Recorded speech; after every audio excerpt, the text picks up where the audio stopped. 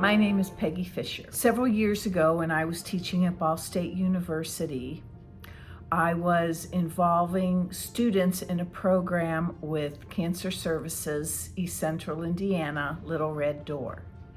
And that same semester, one of my colleagues, Dr. Adam Cuban, was involved directly in the Facing Project and working with JR and Kelsey.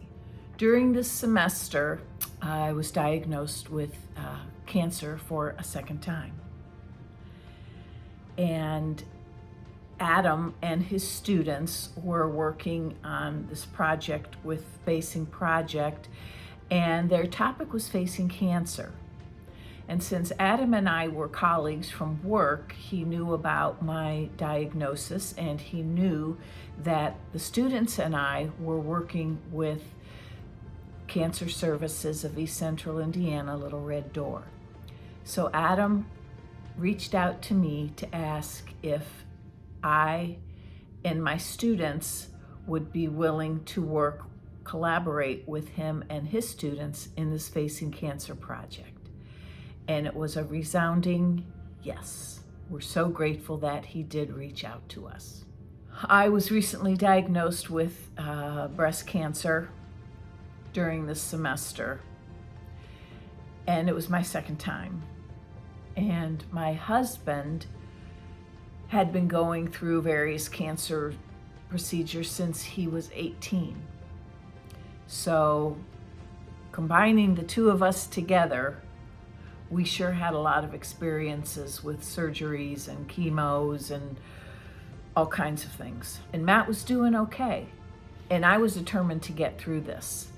So we talked with each other, my husband and I, and decided, yes, let's go ahead and do this. Let's share our story to hopefully inspire others and to let others know that there is hope.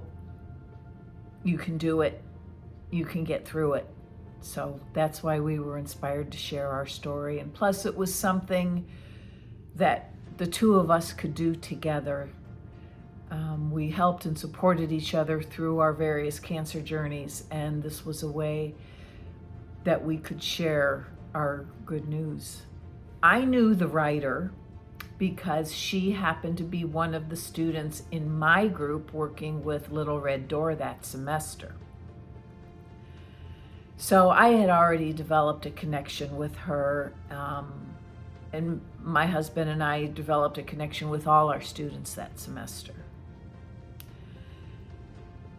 But the one thing that was unanticipated that was really wonderful was I developed a connection with some of the students working directly with the Facing Project through Dr. Cuban.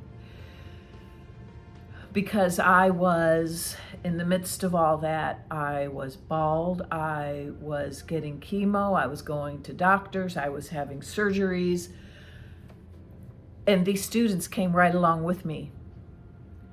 They shaved my head, they helped me pick out a wig, they came to my doctor's appointments, they came to my chemotherapy appointments. They knew if I had to run out of the classroom and go throw up, that their job was to offer me mints when I got back. So they got to see firsthand what the journey is like. The triumphs, the sadness, the challenges. So I think at least my students, because of what was happening to me that semester, they probably got more than they bargained for when they signed up for my class. So yes, on that note, and I still have contact with many of them, and this was 6 years ago already. So yes, we did develop some very, very strong connections with not only my group of students, but the students who were working with Dr. Cuban that semester. I like to think it did.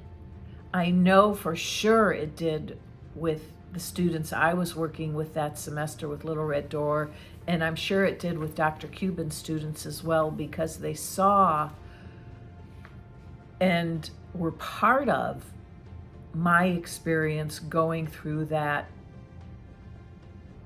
semester. As I mentioned before, they came to chemo with me.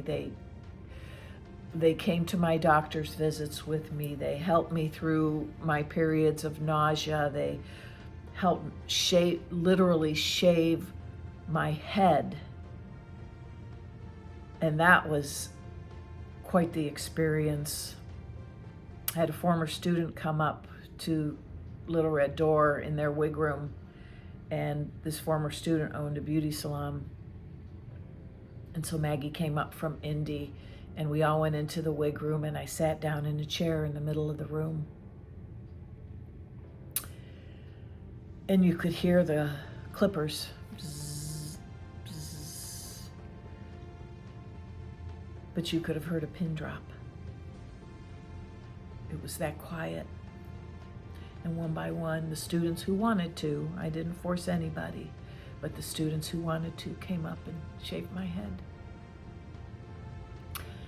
And then they helped me pick out a wig, which, I tried to make into a fun thing, but it wasn't.